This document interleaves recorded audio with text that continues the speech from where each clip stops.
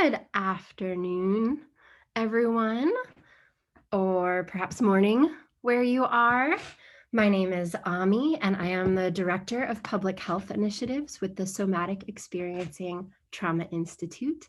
And I am so delighted to have you all joining us today for a continuance of our SE Community Conversations series. Today, dealing with disasters and the distress and the mental health implications around disaster response.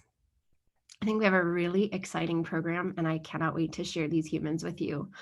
Just to be perfectly honest, from the moment coronavirus started and I joined the Institute, I've been looking forward to bringing these particular people to you so you could all learn a little bit more about the experience and the strength and the learnings that have been happening when people who are dedicated mental health workers bring those resources to the field of disaster relief. I hope you get so much out of today, and we have a lot to go over and go through in an hour and just see what comes up. And perhaps this is the beginning of a series of mental health and disaster work, which I would really love to do if you guys are interested in that. So we will see. So first of all, let me just say that welcome, and I'm so excited right now to consider what you will discover in our time together that may alter your life. And here's what I mean.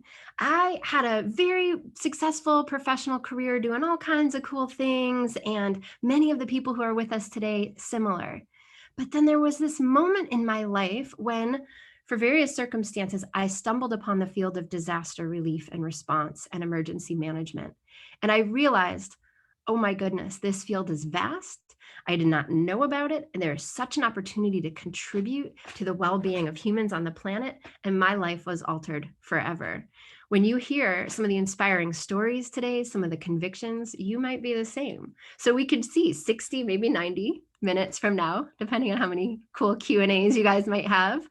We'll see what's there for you and what changes in your life and ways you may want to be a resource in disaster, or ways you may engage resources in disaster, or the ways you might affect policy or legislation around mental health and disaster. There's so many things that can be done to improve well-being for humans in catastrophic incidents. And I love thinking right now about those sparks flying in your world and what that might result in. As we're all jumping online right now, I see so far we have about 30 people on the line, and it looks like it's just going up continuously. So what I'd like to do is begin to tell you how we hope you can be in this conversation with us today.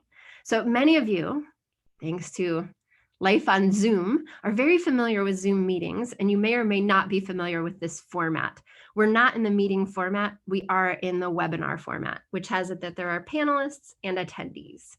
If you're on the attendee side, we cannot see your video, it's all private, we cannot hear you, so go ahead and enjoy being with us from the privacy of your own home. But what we are hoping to create and working really intensively to integrate into these kind of sessions is a relatedness and a gathering. We don't want to be talking heads on screen. We want to create a space where we can be as interactive as we can with this material, with each other, because we know that, especially in the field of somatic experiencing and neuropsychological response, social engagement is a really critical factor in healing from traumatic experience. So we want to be socially engaged with you. We want to connect. So I invite you to connect with us right now by exploring your screen as we start to figure out what we're going to do here today. What you should have the capacity to do is you should be able to click on somewhere on your screen. It should say raise hand. And so if you see the button where you can raise your hand, why don't you go ahead and try that out now, and I'll see that it's working. Okay, I see one, I see two. Okay, a bunch of you got it. All right, go ahead. We're probably Zoom experts by now, so go ahead and take your hands down. And what we might do throughout the sessions is ask questions so we can raise hands and see who's who. We might do some polling. But what you'll notice in this session is we do not have the chat feature enabled. We do have the Q&A feature enabled. So if you can locate where that is on your screen, on mine it's on the bottom. If you're on a phone, it might be harder to find. But if you locate the Q&A screen, I want to invite you, go ahead and use that screen right now to type in. Oh, this is our first opportunity to get engaged. Go ahead and type in where you're chiming in from, and if you've ever responded to a disaster, and or if you've ever been a survivor of a disaster. And let the group, when you write in the Q&A, others can see it. So other people can get to see what you, okay, I've got Charlotte right there. First one, Florida, and have responded and have flooded. That was pretty straight to the point. So great to have you guys go ahead and share, try out that Q&A over the course of our time together. Here's the thing. I'd love for any of you guys to come on screen with us. So if you have a question for anybody who's on the screen, really go ahead and ask it in that Q&A, no kidding, and put, I'd like to come on screen and ask this. At which point we'll go ahead and bring you over to come on screen and ask. If you don't want to come on screen, or maybe you just want your voice audible, it's really good for us to see each other. So just go ahead and put that when you post a question, and we'll go ahead and convert you over to the panelist side. It's a little clunky when it happens, but it's real fun. We've enjoyed it a lot as a way of being related. So thanks for bearing with as we learn that. Also, if you see questions, oh my gosh, look at all these cool places, you guys. Wait, pause. I've got Malaysia on the line. Oh my gosh. Austin, Texas, chiming in from St. Paul, Chicago, Sacramento, Maryland, Jersey, North Carolina. Lots of responded, few personally experienced disasters. Oh my gosh, if we've survived, we've really survived. Wow, this is a really cool product to be here with you. So not everyone's chiming in, but you guys are starting to get familiar. As you have questions, you see a little thumb arrow, that's upvoting. If you click a thumb arrow, which I'm going to do with my friend in Malaysia right now, you're going to see that now there's 2 little thumbs up. I can tell that one just went to the top of the list. So if you write a question, or you see someone else writes a question and you think it's cool, give the thumbs up, and that lets us know what to prioritize and how to engage with you. So please stay engaged and connected. Okay, and then some of you will ask about recordings. Recordings will be available on Facebook Live. Some of you, if you're watching on Facebook Live right now, and you'd like to jump into Zoom links so you can interact with us, I'd go ahead and encourage you to do that. The way you do that is find the invitation on our Facebook page, follow that link, and you can register even while we're in this, and then it'll let you join us in the Zoom side so you can interact with us more. All right, logistics. Lastly, I think I will say that this is a free event. We really want it to be a social service resource in our times. We are the Somatic Experiencing Trauma Institute is a charitable organization that wants to contribute to the health and well-being and trauma resolution of individuals around the globe. And so we do rely on donations. And I can share with you, the screen was up earlier, but we'll share with you in the chat. In fact, I have some of our staff members are situated there in the chat to share with you the donation link if you'd like to make a donation during the course of this time we have together so that we can continue to do cool programming like this. All right, no further ado. Allow me to introduce to you our speakers for today. I want to invite Jenny and Aaron and Jen and Jennifer and Lisa. Did you catch how many Jens are in that? To all go ahead and start to come on screen with us now.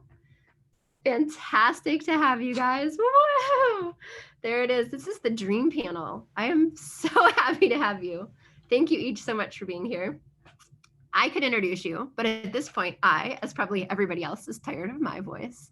So rather than saying your name or something about you, I mean, no disrespect, I would love for introductions. If you could each say your name, the organization or organizations you work with or work for or have founded. And then as we go around, then we will dive in and ask some questions, and everyone will get to know you through the nature of the work of today. And at the end, we'll be sure we share everybody's website so that you can follow up with these amazing humans. So who would like to go first to introduce yourself? It's you all on mute. That's not gonna work. You know I can unmute you, right? I wouldn't dream. I mean, I think you should call on someone. Okay, I'm gonna call on someone. We're gonna start with the A's. How about Aaron? Guess I asked for that one. Yeah, so Aaron Titus, the Executive Director of Crisis Cleanup. I am also the President of Mountain West Voluntary Organizations Active in Disasters, Mountain West VOAD, and author of How to Prepare for Everything.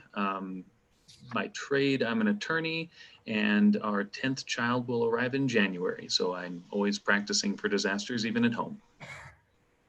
True story. Who's next? I see Dr. Jen Regal laughing. I think you should be next.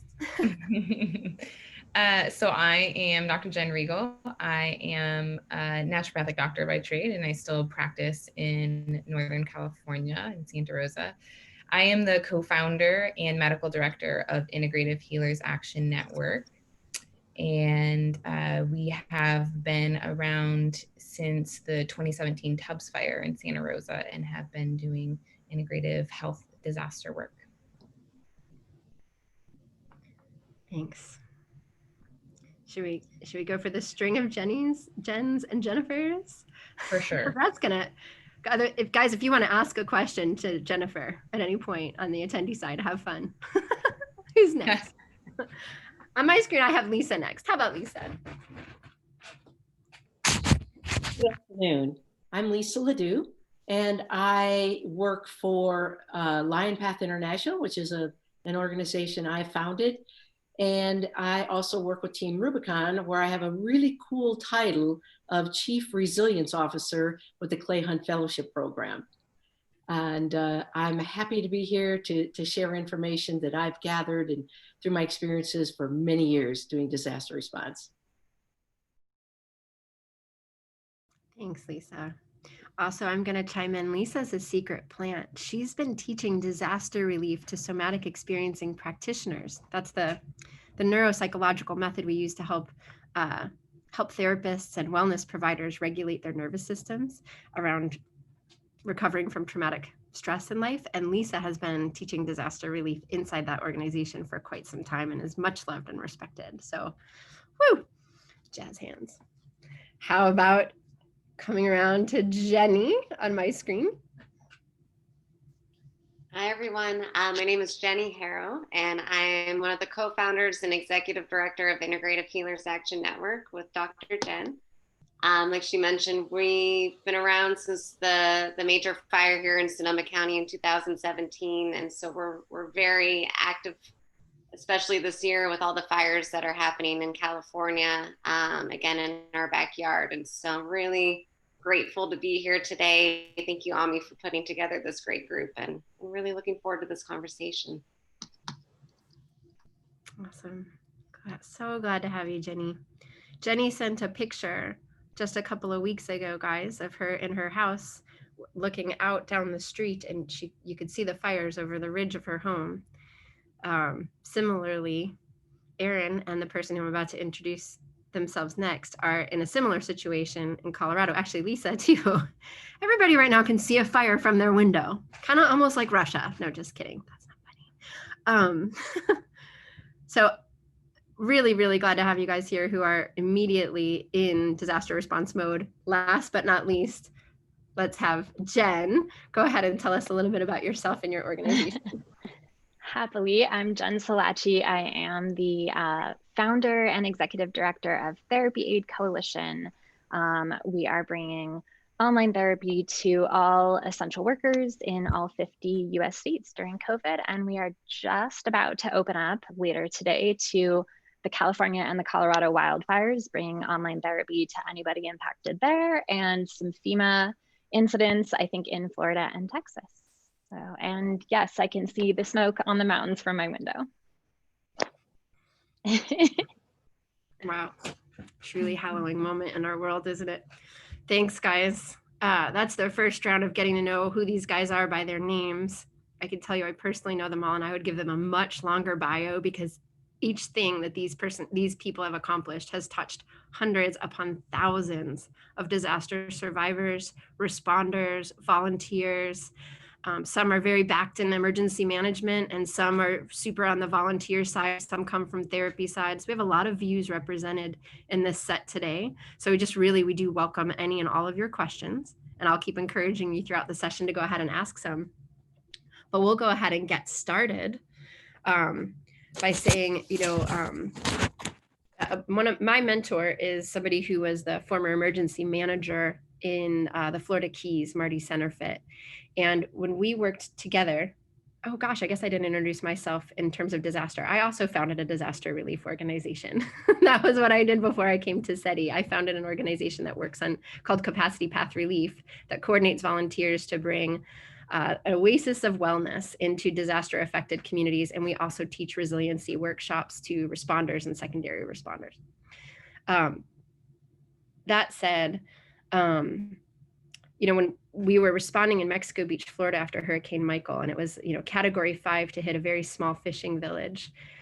We were working in operations. I was fortunate and a little bit oddly to be spontaneously appointed to be the operations section chief at ground zero of a category 5 hurricane, because I was the only volunteer to show up and be on the bench and get recruited at a moment when someone said, do you know anything about incident command service, about ICS?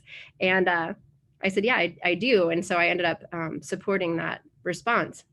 But really throughout the response— I think that's called being voluntold. I was voluntold, exactly. But honestly, it was one of the best experiences of my life to kind of straddle the gap between volunteerism and emergency management. And working under Marty, who was the deputy incident commander under Joby Smith in Bay County, really, we were coordinating things like getting bathrooms, getting porta potties, getting hand washing stations. There was not a porta potty on the ground for 8 days. I mean, on one hand, that's just a health and human services issue, but if you all can imagine not having access to a bathroom for 8 days, can we all see that that's also a mental health concern?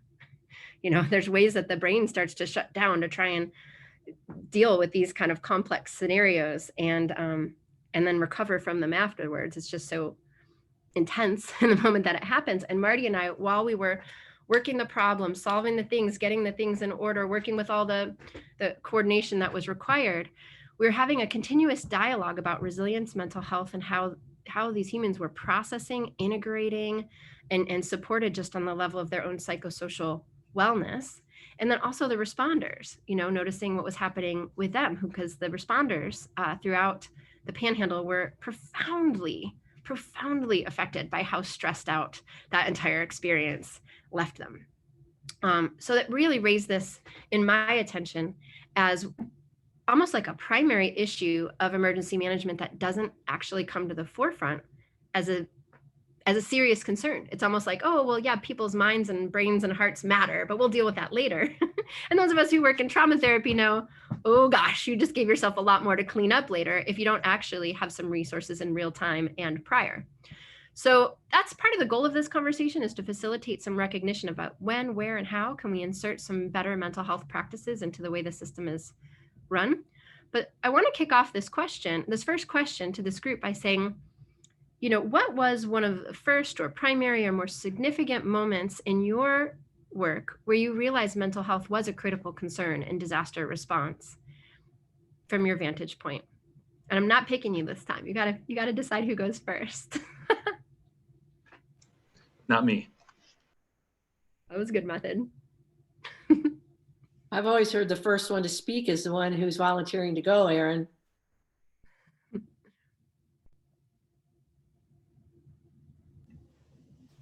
I can start. So one of the first ones that comes to mind kind of sequentially where I realized that this was such a big issue.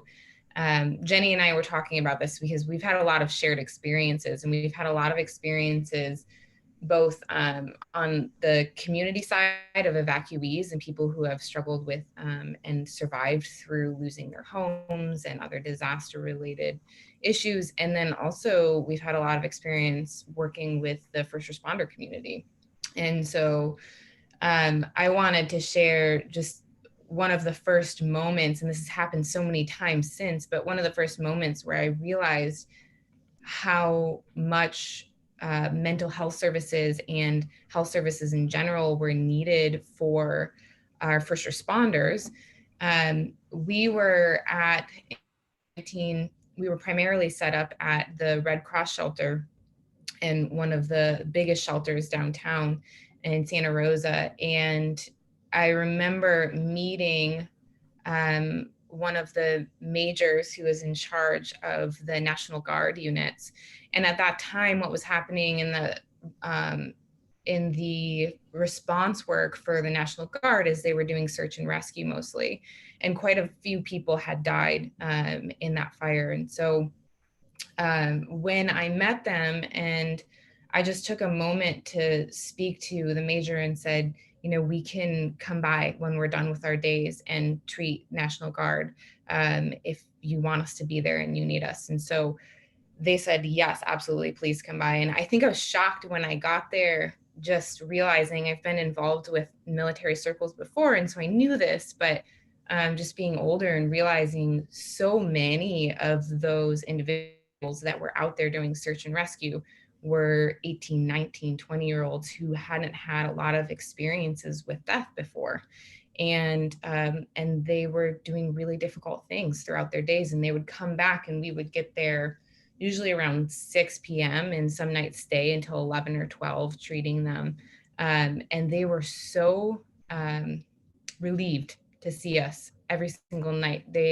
You could see the range of kind of heartbreaking, difficult processing emotion. And then as we started to engage with them, how they became enlivened again and able to move some of the trauma that they were experiencing, having seen what they had seen. And I specifically remember too, we had a lot of health services that they were so excited about, but something that'll always stick in my mind as well is one day I brought my dog, who was just this like fluffy, adorable lab mix.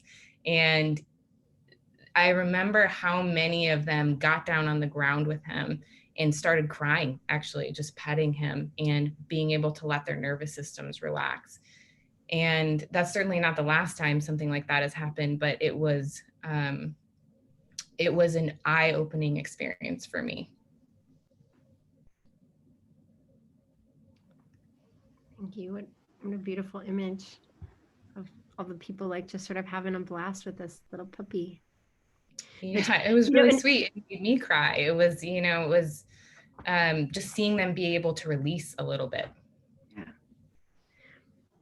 Yeah, it's interesting too, because if you understand the nervous system, you get like how actually important an activity that is, but yet it can sound really trivial. Oh, I brought my dog and the kids were playing and it was good. But like, yet we know like, well, that was actually a really important moment. If you don't have that moment to release, then where did all that stuff go? Right. Right. Yeah. And that's what you could see. There were so many of them there that you could see the people that we couldn't get to engage or that we didn't have. And most people did engage. But they had a difficult experience and kind of siloed by themselves. And so trying to just engage everyone that was there, and anyone who's worked with first responders, and I'm not a first responder myself. And so there are people here like Lisa, who, is very well versed in answering and talking about questions like this, but it's a totally different culture. And so just having, I've learned a lot and had some awareness grown over the last several years about that community. Well, that sounds like Lisa's next then. Sorry, Lisa. Thanks, I've Jen. always told you. Again, throw me out there. Yeah.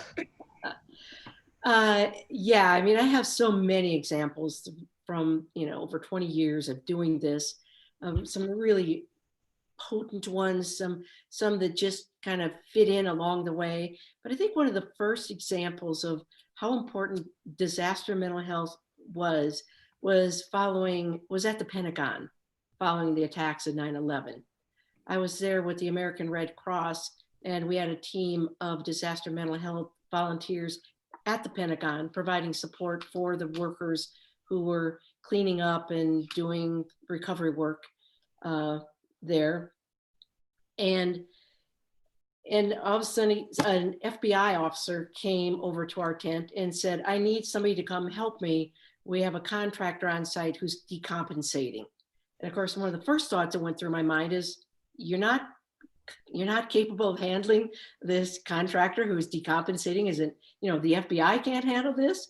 But it was one of the reasons it was so meaningful to me was it was an example of something you talked about or alluded to earlier, Amie, of how siloed mental health tends to be in disaster settings. Even now, even with all we know and all the attempts, the Red Cross and other organizations, other VOAD organizations have made to provide that support, there's still this silo. And granted, that was 2001, so it's been a while, but I still see the same thing.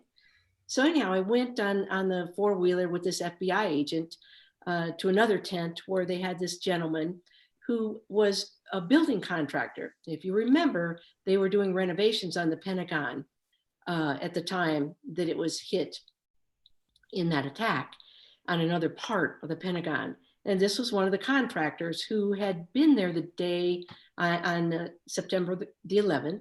They were doing renovations on one part of the Pentagon, and he happened to be just outside. They had a contractor's, they had a little command center place set up, a little modular. And he stepped out of that at about the same time that the jet hit the Pentagon, and totally traumatized him. I mean, it's almost like his brain completely went offline, as we know it can do.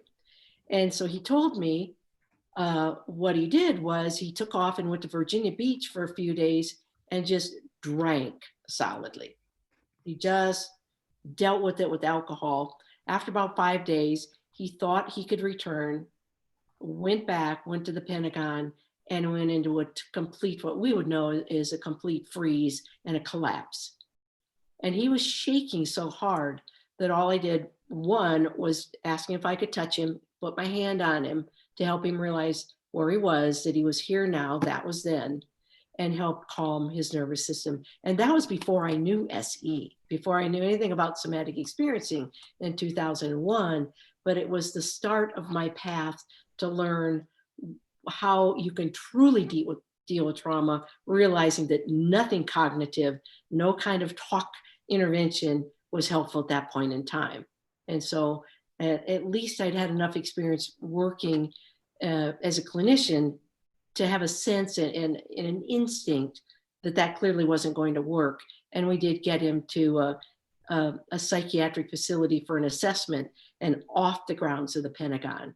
So that was one of the places where not only was it acutely apparent, but it was also so obvious that someone even like the FBI had no ability. And I know they have mental health people. They have forensic mental health. They have all kinds of mental health support, but they didn't have anybody there who knew how to support this man and help stabilize him and get him to help.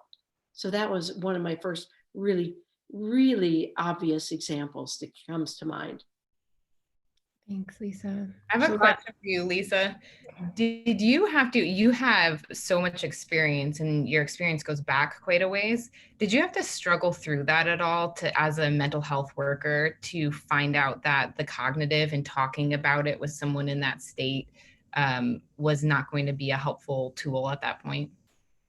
Well, or was it just your first, your instincts were just on? Was that one of your first experiences? Well, the intervention was instinctual, but what happened after I came back from a month at the Pentagon, I spent from the 14th of September to the 14th of October there, and ended with a trip to the Heart Senate office building when anthrax was delivered the same day. Came out of that, came home for a month, and then went to New York for 2 weeks and helped with the New York response. My big lessons out of that was I came home with real clear signs of post-traumatic stress. And that's where I really learned there was no way that I had been a cognitive therapist, a rational emotive therapist for many years. None of that worked with me. And so I knew firsthand, if it wasn't working with me to deal with my own symptoms, it hadn't worked for other people as well. And I thought my career was over until I went on a deep search for a way to deal with trauma, not just my own, but for people that I could continue to work with. And that's where I learned all about neurology, not all about, the very little bit that I know of neurology, neuropsychology, and working with the body to incorporate some stability into the nervous system and be able to process more. That's the long answer to your question. I'd love to, yeah, sorry to jump in. I'd love to tap into that for everyone else's introductions too, because I think what you're saying is part of why I think we wanted to host this at the Institute, is we really wanted to bring up, to highlight what you guys are both starting to talk about. And so I just want to even invite Erin, Jennifer, and Jenny, as you guys introduce yourselves, to be that help.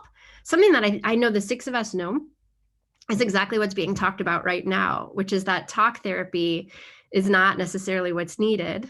Not sitting down and saying, hey, let's talk about your trauma, or if mom didn't hold you enough as a baby and now it's showing up today. I mean, this isn't the time. It's a short term, often physical intervention or physiological intervention that can start to interrupt that.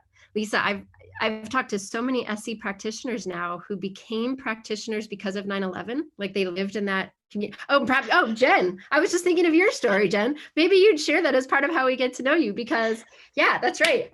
That's what I'm thinking of. I mean, it may be the new kid on the block when it comes to formal disaster relief, because our nonprofit was born out of COVID. But on a personal level, you asked one of our first experiences of knowing how important mental health is in terms of disaster. There is nothing like having your own complete felt sense, full embodied trauma response. I was in my early 20s and I was 2.5 blocks away from the Twin Towers on 9/11. I lived 4 blocks away. And so I was getting a completely different master's degree, but because of that experience and because of jumping right into response, I volunteered at Bellevue Hospital and was helping people searching for loved ones to see if their loved one was actually at the hospital or not. And I didn't have a single person who was actually at the hospital. So you were dealing with family members that were completely distraught. I had no training whatsoever. I was studying interactive telecommunications at NYU, so totally unrelated. And through my own healing with an amazing SEP, I ended up switching and going and getting my clinical social work degree. And thank goodness, I feel super fortunate to really have gotten my SE training in 2005, I think. So right away, so all of my work has been really SE informed, and just that deep, deep embodied personal experience of healing from 9/11. I think I've always kind of known how important that was because of my personal experience. So. And I don't want to hog too much time here, but you made me think of something, Jen, as you were talking about that one of the other stories that I have from September 11th was that I was also at the Pentagon Family Assistance Center, where family members came in who were basically providing information to identify their deceased loved ones if anything was found to identify them. But one day I was asked to talk with this, he was a public affairs cameraman who had gone straight to New York City. And he said, because of his credentials as a cameraman, they just let him into places. And he said, Lisa, I saw things I should have never seen. And this man was where I coined the term for myself of the trauma handshake. his handshake was cold, sweaty, and limp, and he was pale. And it made me so aware of how even people on the periphery, but are involved in some way, even if it's the media covering the event, are affected by events, and we have to have ways to reach them and provide them with the support too. So, yeah, go ahead, Erin. Jennifer and I were having this very conversation yesterday, as a matter of fact, as we were talking about what it means to be affected by disaster.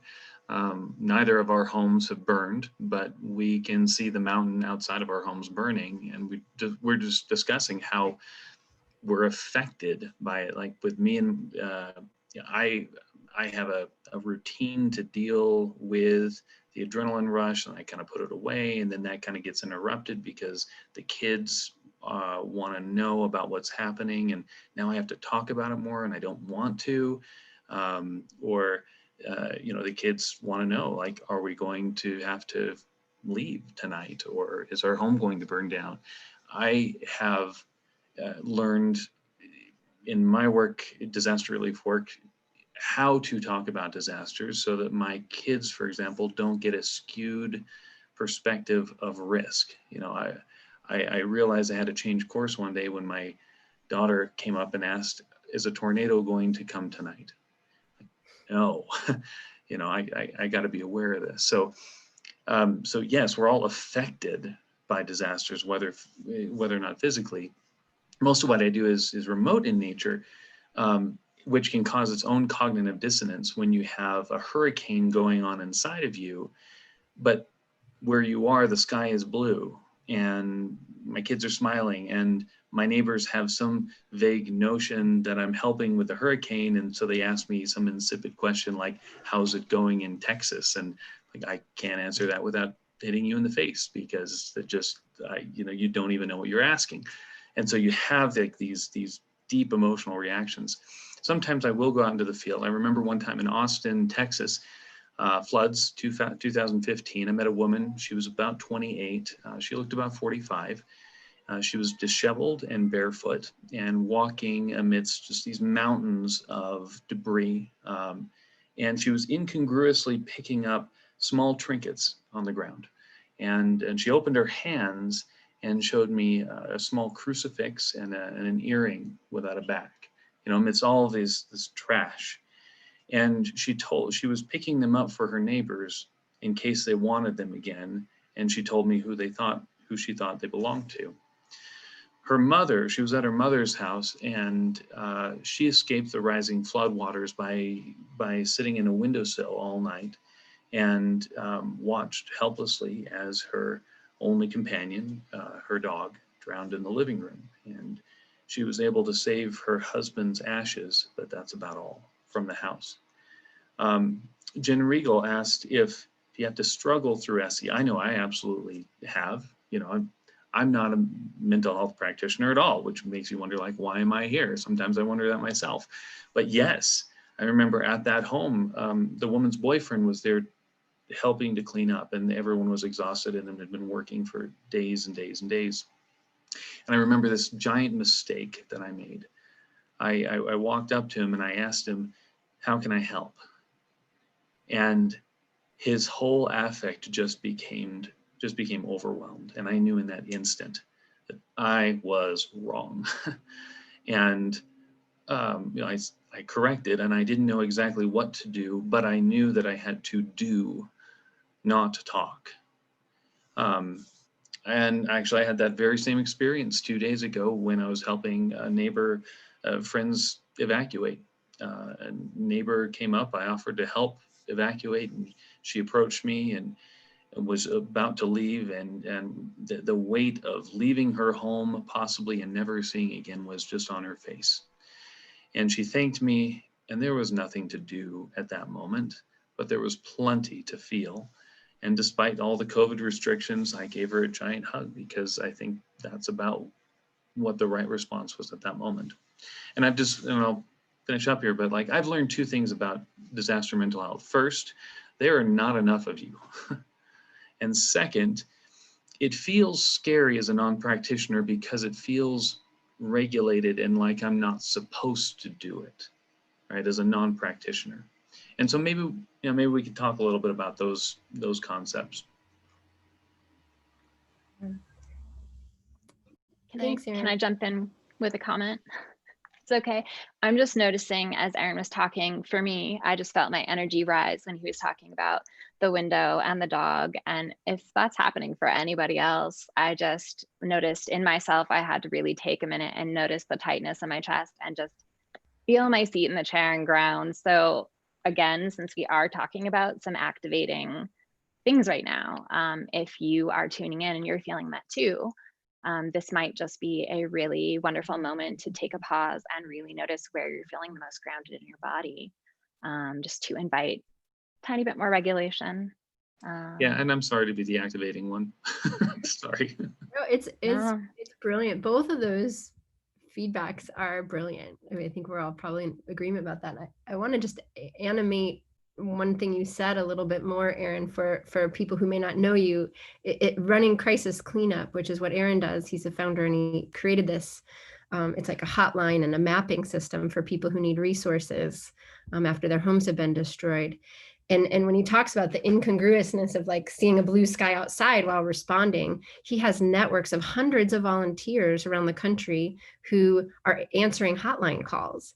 And so I just want to kind of insert into this conversation that not only are the survivors of the storm experiencing a certain level of trauma, but in that you've got a volunteer in Kansas experiencing the devastating trauma of Superstorm Sandy, because they're on the phone with one after the other,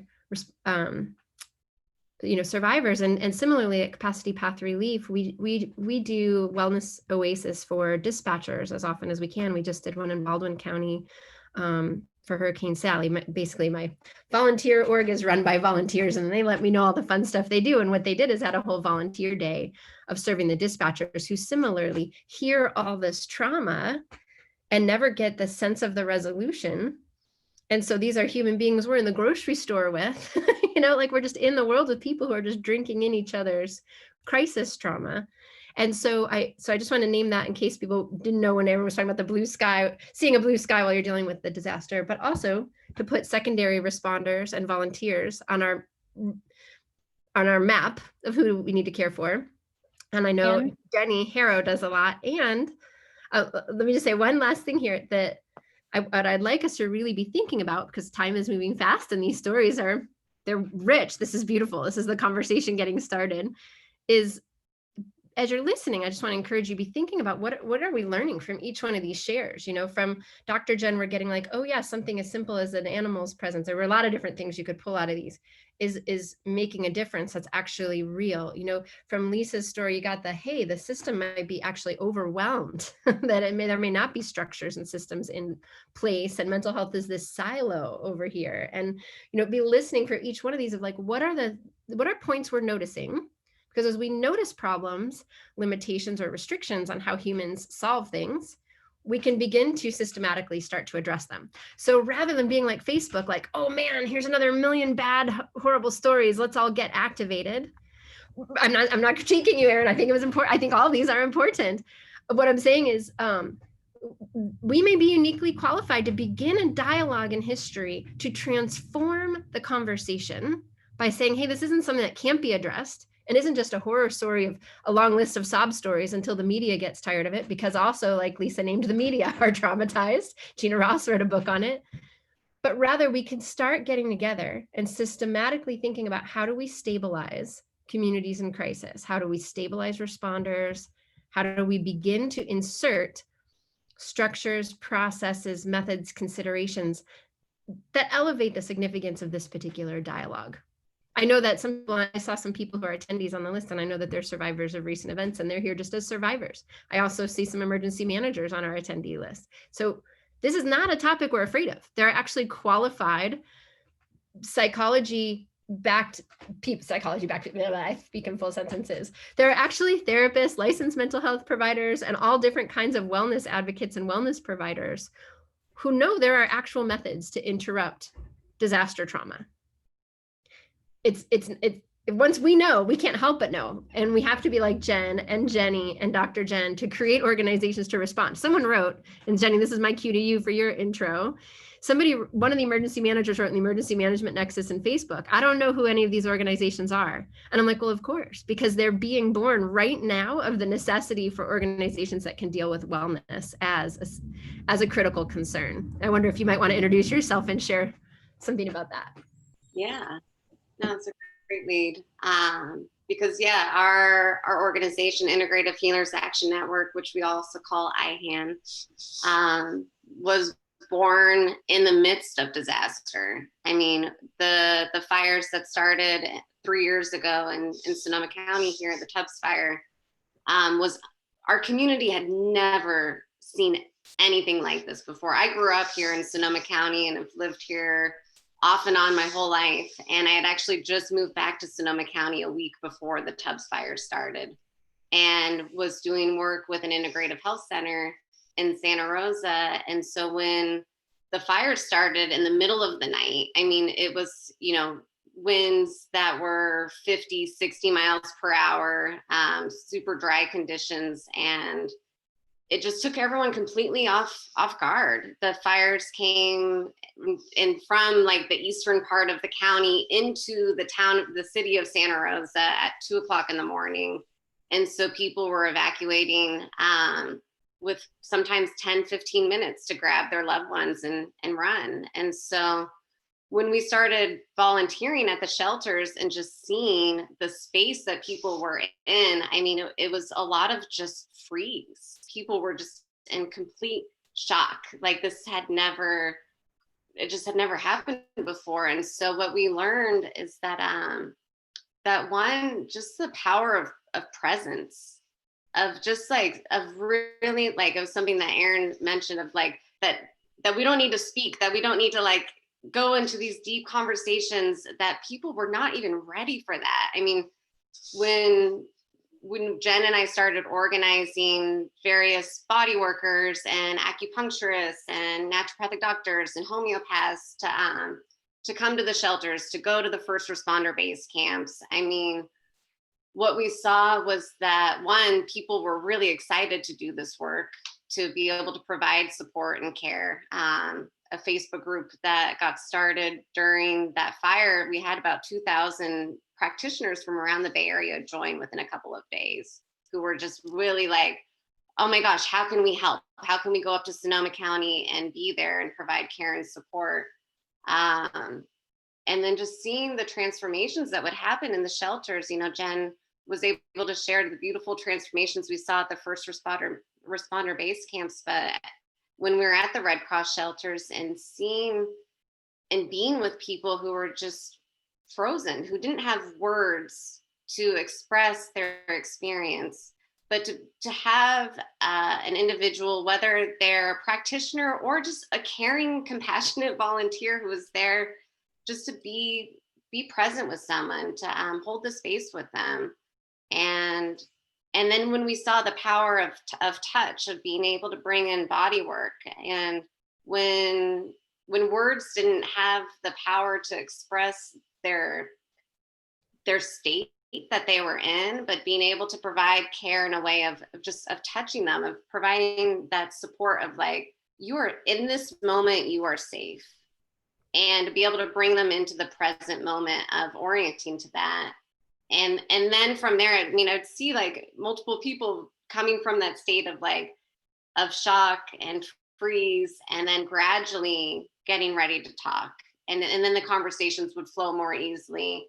And then being able to look for the resources of, okay, what's next? Okay, I'll talk to FEMA, or I'll talk to other state agencies of, the long road of recovery. And so I think for everyone out there who's interested in getting involved in disaster response work, it's, I mean, I did not expect to get involved in this. It was just, this would happen to my home. This was my community. And it was one of the most heartbreaking events to happen in this area, but it was also one of the most heart-opening. Having lived here for so long, I had never seen our community come together in a way where everyone was just like, what's next? how can I help? What's needed? And the connection and the love and the compassion and the opening was completely unprecedented, just as the wildfires were unprecedented. These opportunities for connection and support were it's what keeps me coming back into wanting to continue to build this. So, and the power of like we said, just being present and coming back into the body. Amazing. Jenny, that's so beautiful on so many levels. It's a perfect time for us to take a poll on volunteerism and disaster. And two, it also helps us highlight that people are asking about how to volunteer with your org. So I'm going to answer that in a minute. But I just really want to acknowledge what you're saying and point out to all the attendees, like, guys, everyone on the screen, you notice like everyone's nodding with this, like, oh yeah, that's what you do. That's what you do. When she's describing orienting, that's a technique within the somatic experiencing cadre of resources for how one can do a neurobiological reset using the optical nerve and how it connects into the polyvagal cortex by taking a visual vacation, or there's different things we could talk about around orienting. I won't go too much into it, but I want to just take a moment to plug a couple of things. What? I'm sorry.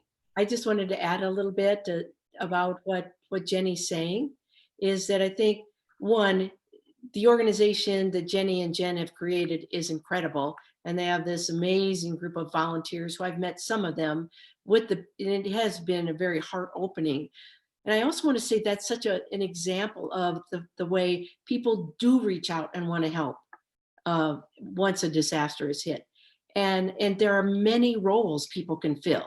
You don't have to be a therapist. You don't have to be a doctor. And I think that's what I'm hoping that we're leading to, is the fact that there's a role for everybody who really wants to help.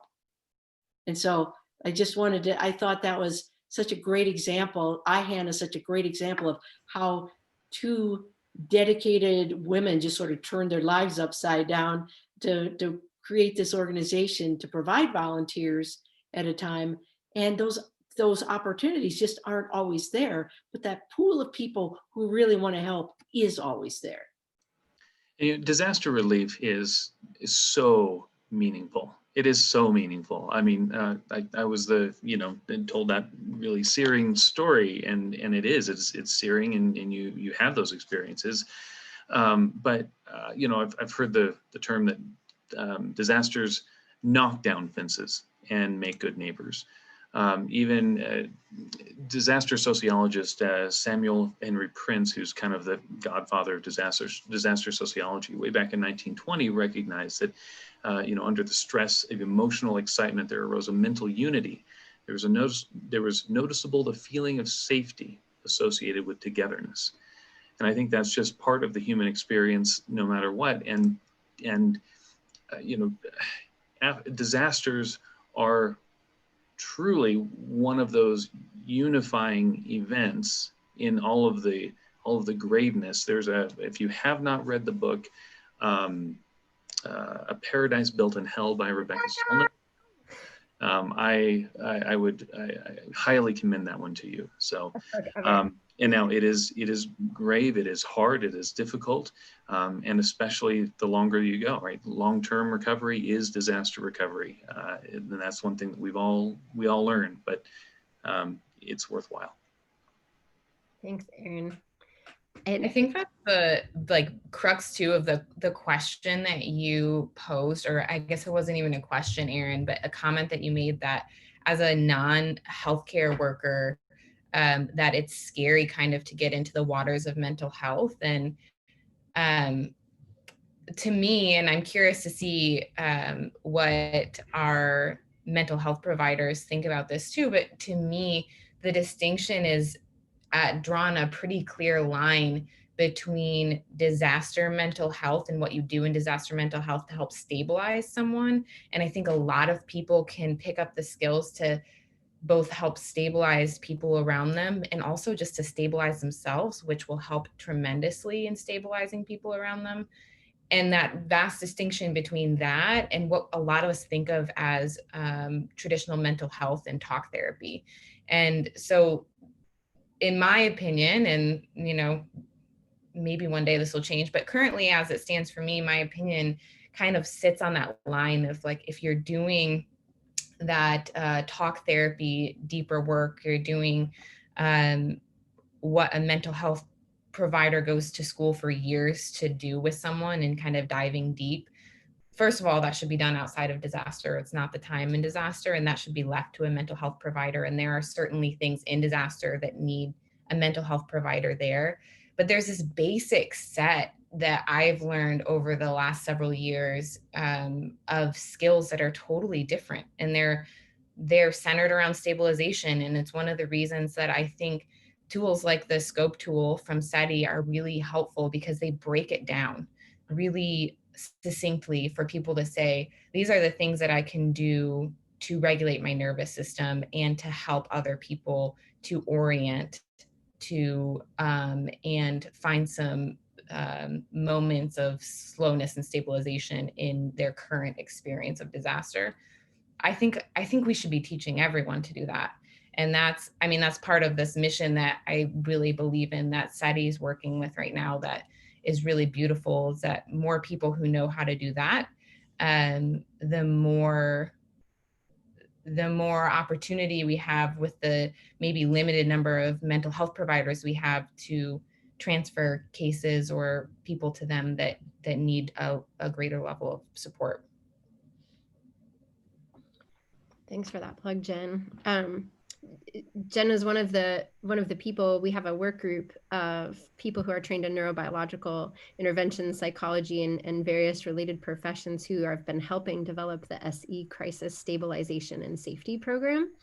And that's called CSS. And I know Danny is in there in the chat, and I'm in the Q&A. And Danny, if you would create a new question and answer right now that just shows the link to www.traumahealing.org/scope, you can see what we mean. It's just some real quick exercises that can be done that borrow the knowledge of over 17 different, people trained in neuropsychological methods to interrupt crisis. It's a tool that you can do in 5 minutes or less to just kind of get a reset. And I want to really plug, so we're getting close to the end of the hour. I want to plug that we are doing these as free events. So I've been getting some messages from my team over here saying, hey, don't forget, this is a donations only event. So I do want to play NPR broadcaster for a moment and encourage all of you to take out your phone right now. It wouldn't be rude if you did, and go text a message to 26989, which I think is also somewhere in that Q&A, 26989, and the word you would put in without space in between would be support SE. And that will take you right on through to our traumahealing.org/donate page, and you could make a donation towards this kind of programming or anything that supports neuropsychological methods to resolve trauma, which I think we're all talking about, and we think it's really important. So plug for the donations. Also, let me say that, we're getting to the top of the hour, and we did post this as a 60-minute session because I didn't want you guys to not come because it's a lunch session. But we can go for longer. I think we need to get into some of these Q&A, where I see Bianca and a few other people, anonymous, are asking, how do I volunteer, ways to get in. They're asking about the resources and the web pages. We will be sending out the resources and the links to everybody's website in here in a follow-up email. So if you're wondering, how do I register with IHAN, Team Rubicon, Crisis Cleanup as a hotline answerer, or Therapy Aid Coalition, or Coronavirus Online Therapy, we're gonna send you those links, and I'd encourage you to explore them, register. These are all partners with us in one capacity or another, and we really endorse, support, and enjoy their work in the world. We find it really meaningful and important, and I think you guys do too. So we'll keep going for a little bit with some more questions. If I see, all I need to see is one question pop in the Q&A right now about some complex nuance that we have all started to talk about, and that will be my signal to you that we can that you guys want to keep going. I also see a few people have raised blue hands. I see Charlotte has a raised blue hand. If you have a question, I just ask you, please post it in the chat, and then we'll know if we should bring you on for it or not. That said, in the meantime, we're going to pop up a little poll. Rebecca, if you could pop up the poll for us on, have you volunteered in disaster relief? Panelists, do you guys get to see this too? Who knows, these magical tools. Why don't you go ahead and let us know you know, by the way, it doesn't collect your information. We won't have your names. We won't know who said what. It's really just kind of a curious question for all of us. So we'll know what your responses are. And so as you guys are responding, my co-host is hidden behind the scenes with me. So if you hear me talking to someone else, that's why. We can go ahead and have you all go ahead and vote on that poll, and then go ahead and take the poll down. And then I'll see if she can't get me some information about what your responses are. We're just figuring out our way around these modalities, how to use them and be cool and more interactive and more fun with them. Okay, cool. So that said, Q&A, looks like a few things have popped up. I have a question from Nalana Krishnan, who is our guest in Malaysia. And Nalana, I'm going to unmute you. Oh, nope.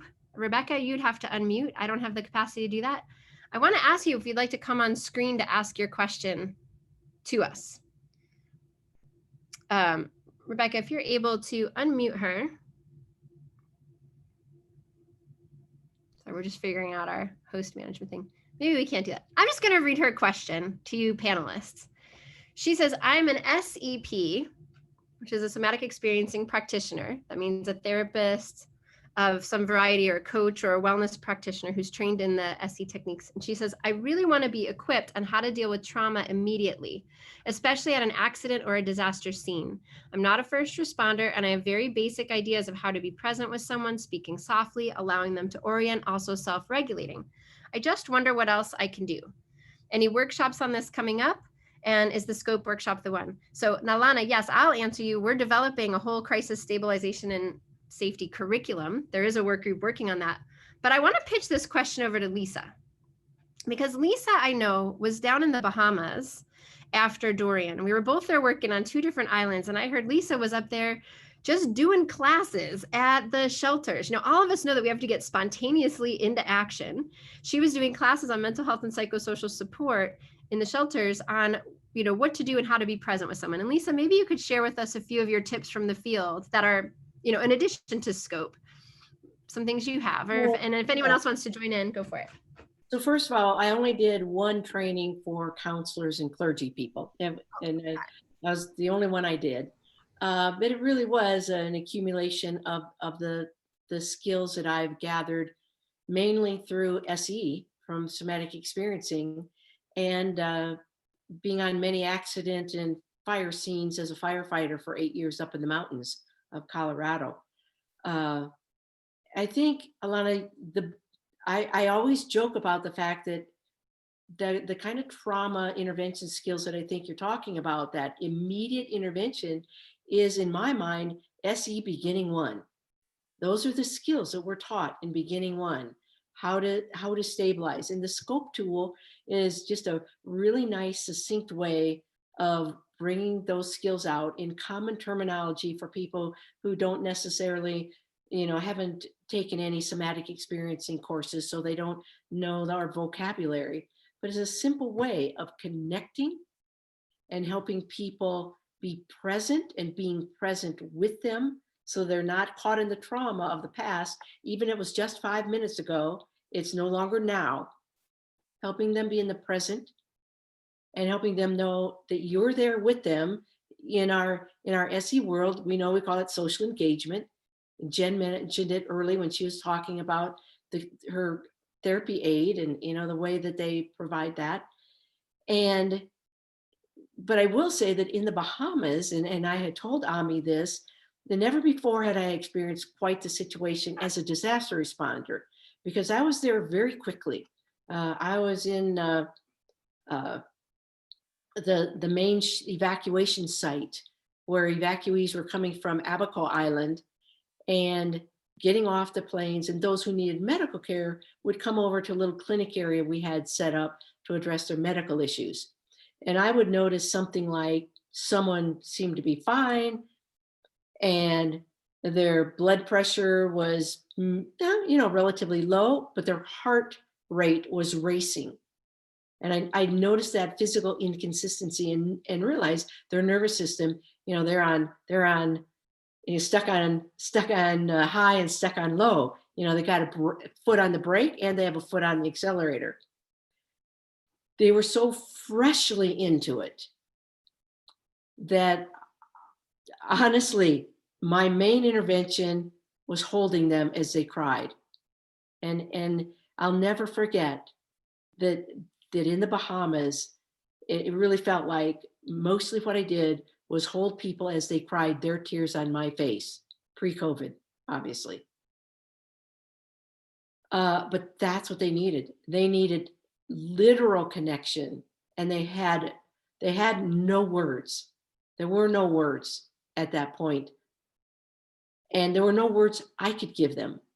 You know, the stories that I did hear were people, you know, family members being ripped out of their hands by the floodwaters and watching multiple people in the water, not just the dog, you know. I don't mean to top you, Erin, you know, and not to traumatize people more. But in those cases, we are our most important tool. And so Jen Regal mentioning stabilizing ourselves is sometimes the best we can do. So we have to know how to use those skills for ourselves effectively before we try doing them with anybody else, especially when we're working and when we were in Thailand with the team that the former Foundation for Human Enrichment, the early SETI, when they sent our team to Thailand to help after the tsunami, we talked about we're working in the trauma void. It isn't past, it's still happening. And so it's really important to use those skills for ourselves, feeling our own. I feel my feet on the ground so much. Notice my breath, notice my surroundings, notice where my support people are when I'm working in those spaces. So I wish I had something maybe more elegant to share with you, but it isn't elegant in the sense it's not complicated. And that's where I say everyone can learn these skills, and they're the ones we need in those moments. And I hope that's helpful. Lisa, would you, or someone else to that? It certainly is helpful. I think we're all really getting that it's like just a presence is really powerful, and that there's certain different ways of being present that you have found actually work. We're all trying to cultivate these into programs and systems, but we have people asking, one person says, I'm an unlicensed worker earning my SEP. I would love to follow up on Erin's suggestion that we discuss the role for unlicensed contributors to this work. And, maybe Jen, Jen Solachi may have something to do with that, because her organization was formed, and I know you really had to wrestle with, am I going to use licensed therapists? Can I use coaches? How do I deal with this? How do we make the decisions to do that? And but also in light of some things, Erin, you may want to chime in about the fact that emotional spiritual care and clergy and volunteer just compassionate care, and maybe Jen and Jenny, Lisa, you might know about the FEMA's crisis counseling program, where people can be a crisis counselor if you're not a licensed therapist. There's a lot of different ways we could get to this. So I just want to kind of pitch those out there and see what y'all have to say about that question. How can people get involved if they're not a licensed provider? I can jump in and answer, or I guess speak to what you're talking about. In terms of my organization, it's really was set up to, Erin and I were talking about this last night, essentially be like the second wave for folks, since we're not on the ground. When the dust settles a little bit and then they're ready to process some of the trauma, then they can come over to Therapy Aid and connect with a trauma therapist and do a little bit of trauma reconciliation and healing in that way. But I did want to just speak to what Lisa was saying, because on a personal level, unfortunately, I also have tons of family and friends that were involved in the Paradise campfire. I'm from Chico, California, which is the neighboring town. And I couldn't get home to help, which killed me. I had a broken leg at the time. But the one thing I suggested to all of my family and friends was just to do a simple deltoid hold. That was super, super helpful. And then to be as grounded and aware in their own bodies as possible, because you're letting your nervous system for that co-regulation. And the more grounded we can be, the more we can lend our grounded nervous system to the person whose system is not. So What's a deltoid hold? a deltoid hold.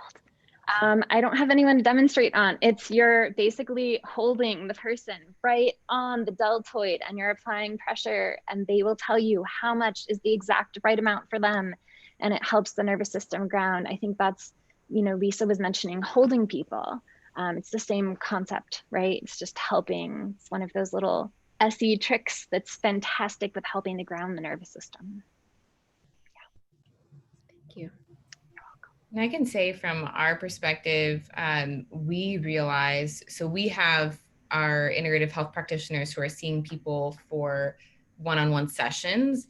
And we also have our like care support, crisis support, who's our first point of contact when people come into our little clinics that we build in the shelters, or whether they be in the first responder base camps.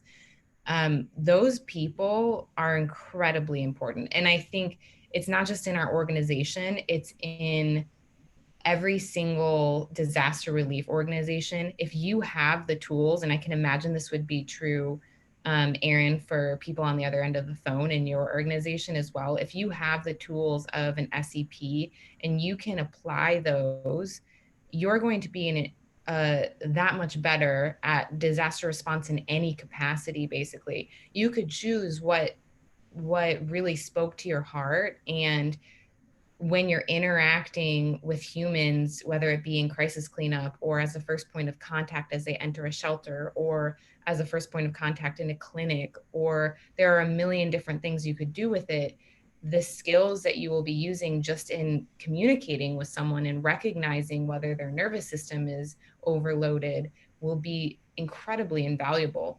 And I have seen many times really well-meaning volunteers in different capacities just kind of fumble on the thing that drives trauma a little bit deeper, because we don't have, in general, we're just kind of coming around to learning this incredible base of knowledge for a lot of people. And so we live in a both challenging and inspiring world right now, I think. And the more that those skills can be within your nervous system and you have them to offer to other people, no matter what you do, you're going to be a much more effective person to interact with for someone who's been in disaster. So Liz just asked a question that I found myself grappling with like yesterday. How do we help ground and calm when we can't touch because of COVID? My response at that moment was, oh, forget it, I'm giving you a hug, I don't care. But obviously as practitioners, that's not exactly the advice that you can give professionally. I mean, I love that question. Thank you, Liz, for answering it, for asking it. There's another great question on Facebook that I think you guys might like. Brittle Jane Redsdale wrote, interested to hear more about how you as practitioners and volunteers self-regulate effectively in the field so that you can keep showing up for others. And we've all spoken about this extensively.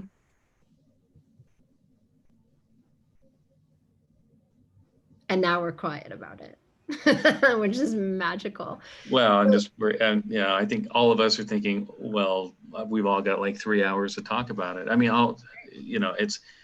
it depends. It depends on the disaster. I guess in my brain, I think, wow, okay, I got this figured out.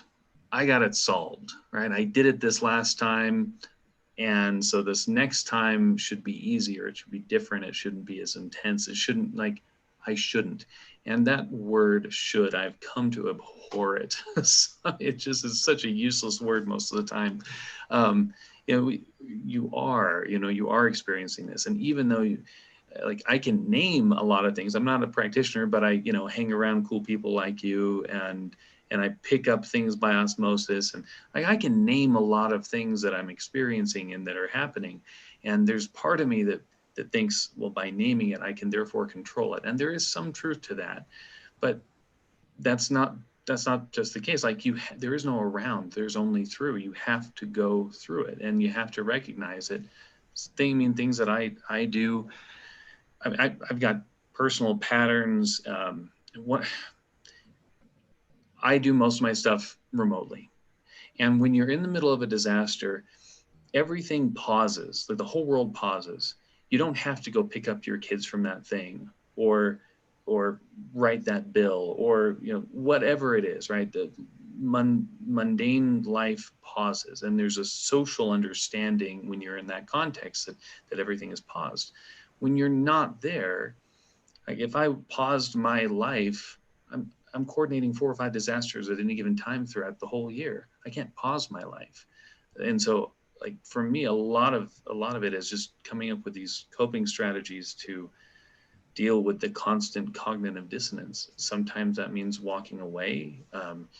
A lot of times, honestly, it means talking with friends and colleagues who are experiencing the same thing. Talking with and spending time with my wife and my kids makes a huge difference. Like just taking that vacation, like I'm going to be not in disaster land for the rest of the day. And yes, my phone is buzzing off the hook and bad things are going to happen if I turn it off, but it's okay. It won't be that bad. I don't know. I'll let somebody else go now. I think that's huge personally. I think it's nice to have a team. In IHAN, we work as a team. And during that first year, something that Jenny and I maybe didn't have a lot of, but we've since realized is so important is what Erin's talking about with sometimes you need to just say, I need to be offline for the next 12 hours. I can't operate right now. And I think that's a really important recognition piece. But what we always tell our volunteers to start with is we provide them with a lot of extra tools too, but we all have coping strategies. Our lives can be stressful at sometimes. And so I like to have people start with a base of whatever you do to self-regulate normally, do more of that. And we have the, I think in a disaster, because we're moving so quickly sometimes, there's the natural tendency to do less of that. So I like to meditate in the morning, double, triple, whatever, and it's such a small amount of time in my day, but more meditation, more time with family. And when it can't be more linear time, more quality time. So times where like, okay, for the next hour, I'm going to set this down and I'm going to be really present with what's going on in front of me. And we're lucky enough in our organization as well to be able to receive care. And so we always encourage our practitioners and our volunteers to go, and if you feel drawn to or you feel like you need care, go and receive care from the practitioner next to you in a time where it's slow. And remember that when you need a break, we would rather have you take a break than to show up and be traumatized yourself or show up in a way that you wouldn't want to be there. And so that's what we're always trying to kind of promote as far as self-care in our works. When you're trying to talk, I have a question, this is actually for all of you, but Jen, how do you convince people that getting self-care is okay? I think we all are swimming against this cultural tide of, I'm the volunteer, or I'm coming to the rescue, right? I'm the hero. I shouldn't, there's that word again, shouldn't, right? I shouldn't be affected. I'm not the one who lost their home. And so I'm the strong one. And if, admitting that I need help, well, why should I take, it's this combination of feeling like the hero, but also a sense of guilt, a sense of weakness. I'm taking away resources that should belong to someone who needs it more than me. If there's a phrase that I hear more than any other after disaster, it's, no, I'm okay. Please help someone who needs it more. Like I hear that more than anything else. So just wondering what your experience has been like. I really like swimming against that tide. If I could on that one, Erin, because I'm going to bring up something that's not a very popular topic, but as you started, and as we think about how this goes, well, I'm the one that has to do this and I'm the volunteer. What you're hearing is the word I a lot. And our ego gets really involved with this wonderful work that I'm doing. And I don't want to admit that I need help because, because I'm supposed to be this wonderful, omnipotent person who's not affected by it because it's I. And there's way too much I and ego in disaster response a lot of times. Less from well, I'm very biased, but less from firefighters and other first responders because they're literally putting their lives on the line. But as a disaster, one of the lessons I learned from my fire chief when I started training to be a firefighter, way older than I should have even started being a firefighter, but I did. He taught us it's not our emergency. We have to remember it's not our emergency, to keep it in perspective. And it's not our disaster unless we're one of the survivors or it is our community, which makes it way more difficult. Nonetheless, it's not my disaster. And so I need to slow myself down, realize I'm not all that important. And if I'm a part of a really good team, and if I'm the leader of a really good team and have done my work, my mantra is nobody's going to die if I'm not there for a certain amount of time. It's not about me. I'm not that important if I have a good team, but we take that on for our own sense of importance sometimes. And it's a real seductive little thing, that ego, trying to sneak in there and get our attention and get its appetite filled. But I would also want to go back to the other side of the question of what do we do? I like to think that I have an SE trained Jiminy Cricket on my shoulder. And my SE trained Jiminy Cricket is always watching, which was a bit of a problem as a firefighter, because I'm trying to engage and I'm still going, oh, look at that.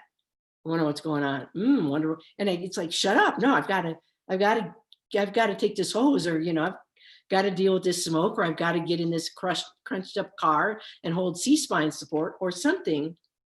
But what I think of a really bad call, and I'm not going to go into details about it, but it started out as a potential suicide attempt and ended up with a death, a real nasty scene, and many hours on scene. Got back home early in the morning, and I thought, wow, it's kind of weird. This isn't bothering me. So I sat down to have graham crackers and milk and check my email before I went back to bed, thinking, I'm a little concerned that this does not seem to be bothering me. I got into bed and I realized my entire body was reverberating, not shaking outwardly to shake the bed, but I could feel my entire system like just brrr. And I went, oh, there it is. My Jiminy Cricket says, oh, there it is. Just pay attention to that now and let that be. But that was one of those times when I thought, none of my colleagues know to go home and do that. If I didn't know what I know, I would have gotten up and had a really stiff drink, I'm telling you, and would have forgotten about trying to get to sleep the rest of that night. So these skills are so important, and we do need them, and first responders need them as well. So I just wanted to bring those two parts in. I think that's really important, Lisa. Something I got even from that last part of what you said is like how much it creeps up on us. And we know with all of our first responder colleagues, and I'm just going to name an uncomfortable situation in the country right now for our law enforcement and public safety professionals. Trauma creeps up on you. You may not realize if you're going back to work every morning at 7 a.m. that you're going back activated. You're going back never having that reset Lisa just described, right? So there's a lot of stress. A lot of first responder suicides occur right after retirement. It's like the first time you have a day off, where disaster responders, at least, we all know you might work an incident for a month or 2 months or whatever your period is until you're demobilized. But for people who are continuously dealing with crisis, you don't demobilize until retirement quite frequently. And so there's a great demand in the world for us to be able to make these kind of resources accessible to the public. So I really want to assure you guys, everybody who's on the line, that the Crisis Stabilization and Safety Program, that everybody who's on this line right now, as well as quite a few others, are actively been participating to develop the tools and the resources, the exercises, and the structure. Will be trying to teach people exactly these kind of things. Like, I don't want to trivialize it to just tools, tips, and techniques and a cool exercise, but really, when you put the right exercises in play in the right sequence, it can make a really profound difference just in the moment. I found, Lisa, after the Bahamas, we slept, there were no buildings there. So we slept in a hammock on a fence line, and in the breeze, we could smell the carcasses that we realized a few days away were about 100 yards from where we were sleeping. And I remember walking across this field saying, why isn't this bothering me? Like, when did I just become so odd that I'm like, oh, it's just me walking across a field of carcasses, no big deal. But I did get home, and I noticed that there was a time cycle until that moment of reverberation came up. And it very much was that. There was like a shake in my belly and like a sort of sense in the back of my spine. And I remember doing a really intensive stretching session. And as I was stretching, the tears started to come, and then like this angst and this upset and this anger at the government and this frustration with people. And I realized whether any of that was valid, true, or not, it actually was just all the stuff that had been needing to kind of have a little bubble up space. And my body was the vehicle by which, like, being able to be with it was helpful. I didn't necessarily need to start calling everybody and say, let me just talk about this. Although, by the way, I keep all these people on my speed dial for exactly that and have gotten calls. But there's a moment where it's like, hey man, just some time with my body, like really attention on the body can be a really powerful crisis response tool, right? And it might be the most impossible thing to do. So. And I think this is part of it. It's all of us saying we've worked in disaster before and we are not impervious to the impacts. It's the first thing I said when I was reflecting, I was writing an article. It's like, one of the first things I realized is that everyone there is affected, including me. And that was the hardest thing to realize the first time around. And part of it's cultural, I think. It's us being able to be vulnerable, and us as in any capacity, if you're a leader of an organization, having the vulnerability, if you can, to say, I need to stop for this period of time and I need help in some way. And people, I think that's what will start to shift our culture if we can have conversation around it. And if we can have leaders showing this is how we're doing this, and that we recognize that we're impacted. So we expect that you might be too, or that you probably will be if you're a part of an organization that we're leading. And it's hard. I think I totally align with and I learn a lot from Lisa when she talks. I align a lot with what Lisa says. I think it's entirely ego based pretty much. And it's such a strong part of human beings and American culture, that ego piece. And I think one of the main things that I pulled my personal, how I can change it, or how I've changed it in myself, and I'm not perfect at it by any means. I still have some of those pieces that I will continue to work out every time, is just also being a provider and having those days before I even started working in disaster, even going through school, working with patients, where I was like, wow, this really impacted me. And realizing, okay, this is not my disaster. Even if it's an individual, I am there to be with them and to offer what I have available, but it's not mine. I think that piece, in combination with just the humility, that continual recognition, I am human, I am impacted, and it's hard. And so in our organization, we also set policies up, because healers all come together and they're like, they just want to help. And so we have stopping points of, you've worked 3 days in a row, we're going to ask you to take a break. You can do whatever you want with that. We're here to help you if you want anything from us, but we're going to mandate that you take a break from disaster response for this 24 hours. So I agree, like 99, maybe more % of all it is the ego. But I want to push back a little bit, and I'd love to hear your responses, especially when you're let's say the founder of an organization, or just being in a disaster. Disasters are by their nature overwhelming. If it isn't overwhelming, we call it an inconvenience, or maybe an emergency, but not a disaster. And so, like, the fact that things break and it's overwhelming, there's too much to do, just indicates that it's a disaster. When you are, let's say, the founder of a small organization, and you have a lot, like, I'll give you an example. The other day, I went to my database and I updated a date in my database because I'm neurotic and I like to have my data updated. Well, unbeknownst to me, that little date triggered something that I didn't realize would happen, and 174 families got a call back that just because. And that for me was a really traumatic experience, because here I was, like, something that I had done on a whim had affected 174 families. Now, I know about it, but the point is, like, I've been in many situations where people have told me, mostly my government brethren and sisters, some version of, you need to take a day off and let your team take over. And talk about triggering, right? Like, I just want to punch them in the face, because you think I have a team? You think I have a team? I don't have a team. And I have these hundreds or thousands of people relying on me. And yes, Lisa, you are right. Nothing I do or have ever done is going to cost a life. You're right. But it hurts. And so much of my decision making is a pain-driven decision.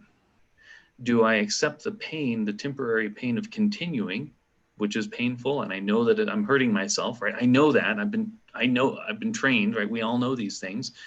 Or do I internalize the pain of knowing that I have 10,000 volunteers now who cannot help 4,000 people in the field right now, right? And that's just my version of it, but I think we all have versions of that, right? It's a pain-driven discussion, and maybe that is ego, but man, does it hurt. Well, Aaron, I think I said, if you have a team, if you have a good team, you can turn to them. And I think I'm all about team. I mean, I'm very independent. And to be clear, I wasn't addressing you. No, but I do want to say that I think team is so important for that. As a firefighter, if there's not an EMT with me, I'm not going to take out the ambulance, because I'm not an EMT. I can drive it, but what's the point of having an ambulance on the scene if there's no EMT or paramedic to do what they can do? And so I'm a huge proponent of teams. And that's I feel like that's a whole side conversation for us. Like, can I help you develop your team? I'd be happy to do that. But, having that team, I think, is part of our survival. And two, again, I know we're running out of time, so we can't get into this. But yeah, pain is a big part of it. And that's why disaster response is not for everyone. And it's way deeper, way bigger than that. But in recognition that we're already over time, I'm going to stop. I'm sitting over here dying, like, I do not want to interrupt this amazing discussion. You guys, yeah, exactly. So how about that for a cliffhanger? Disaster relief is not for everyone, but if you're feeling challenged, tickled, quelled, inspired, or you want to write your legislature and tell them mental health is a significant thing in disaster, or if you want to join any of these teams and explore if it's for you, or if you want to take crisis stabilization and safety program, or just go to traumahealing.org/scope and see other people explain one resource and get involved as we kind of test that program out, you're welcome to. You're also super welcome to say, I'm so into disaster relief and I want to support this programming by sending a donation right now for $2. There, how's that for sounding cheesy?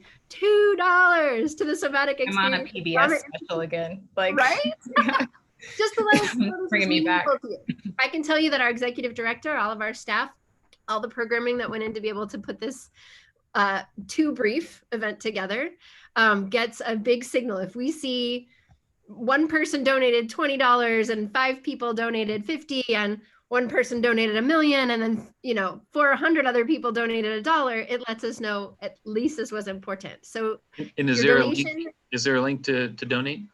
Yeah, the link is in the chat over and over, and traumahealing.org/donate is it, or you can text 26989 the phrase So support SE with no space in between, support SE to let us know you like these kind of events.